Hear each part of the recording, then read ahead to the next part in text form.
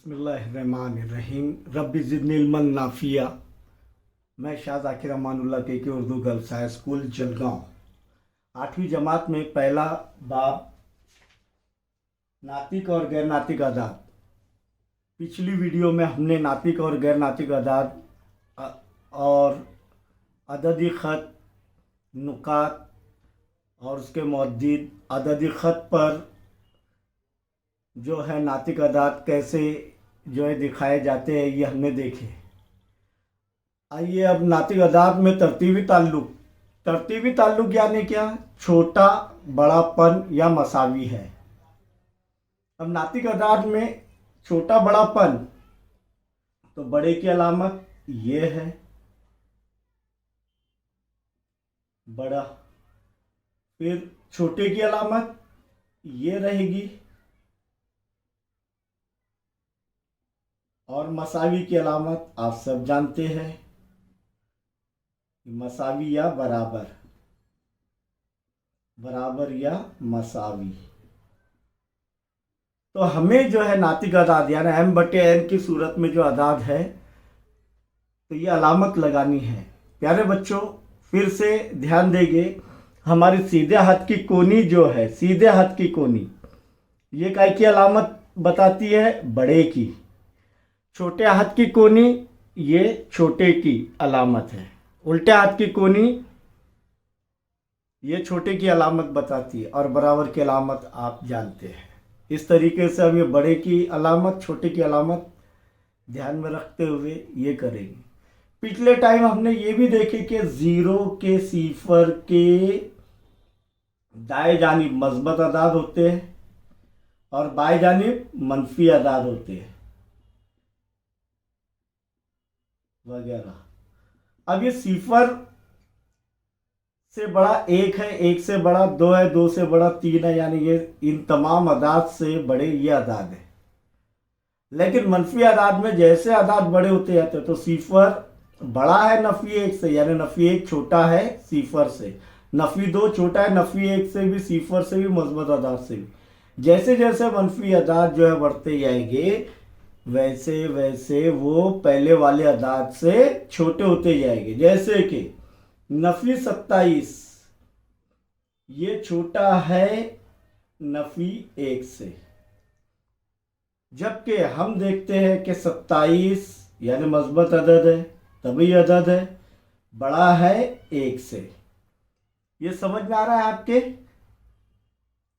जैसे जैसे मनफी अदाद बड़े होते जाएंगे वैसे वैसे वो जो है पहले वाले अदद से छोटे होते जाएंगे। इसी तरीके से प्यारे बच्चों अगर हमने ये देखे मनफी 27 ये जो है फिर से छोटा रहेगा एक से, जबकि 27 बड़ा रहेगा नफी एक से। समझ में आ रहा है आपके? चलिए इसी पर ही हम मश्की सेट 1.2 के सवाल हल करेंगे। सवाल नंबर 1 ये है कि दर्ज झेल में छोटा बड़ापन तय कीजिए। तो हल नंबर 1 नफी 7 नफी 2। अब भी देखिए हमने नफी 7 और नफी 2 दोनों भी मनफी में, लेकिन यहां पर नफी 7 जो है ये छोटा रहेगा नफी 2 से, तो नफी 7 छोटा है नफी 2 से। ये इसका हल नंबर 2 सिफर। अभी देखिए हमने सिफर मनफी अदद से हमेशा बड़ा रहेगा, इसीलिए सिफर बड़ा है नफी 9/5 से। यहां पर देखेंगे नफी 5/4 कॉमा 1/4, तो यहां पर एक मनफी में और एक मस्बत में। तीसरा आपको खुद ब खुद हल करना है इसका तीसरा ज़िम्नी सवाल। अब नफी 5/4 कॉमा 1/4 भले ही नसब नुमा मसावी है, लेकिन ये एक मनफी में और एक मस्बत में है, तो मस्बत अदद हमेशा मनफी अदद से बड़ा रहेगा, यानी मनफी अदद छोटा है मस्बत अदद से, इसीलिए नफी 5/4 छोटा है 1/4। यह हल नंबर 4। पांचवा ज़िम्नी सवाल आपको हल करना है। हल नंबर 6 देखिए अब दोनों भी नफी में है और नसब नुमा मसावी है। नसब नुमा क्या है? मसावी है। अगर नसब नुमा मसावी ना हो तो उस वक्त हम जो है नसब नुमा को मसावी लाएंगे या दूसरे तरीके से भी हल कर सकते हैं। लेकिन यहाँ पर नसब नुमा जब मसावी है 20-20 आ रहा है तो यहाँ पर नफी 17 छोटा रहेगा नफी 13 से।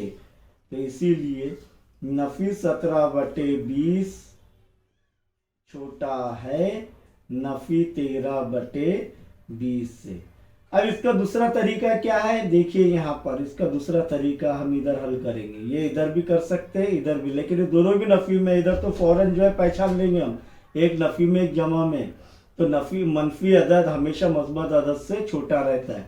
लेकिन अब यहाँ पर शनाख्त नहीं कर पाएंगे। क्यों? क्योंकि यहाँ पर नफी नफी में, जबकि नसब नुमा भी मसावी है। अगर नसब नुमा मसावी नहीं है तो उस वक्त देखिए कैसे हल करेंगे। यहाँ पर इसका हल तिरछी ज़र्ब करने का, नफी 17 ज़र्ब 20। अभी हमको मालूम नहीं है कौन किससे बड़ा है कौन किससे छोटा है, तो इसीलिए यहाँ पर कॉमा की अलामत लगा देने का। और नफी 13 किससे ज़र्ब होगा? तिरछी ज़र्ब करेंगे तो वेरी गुड 20 से।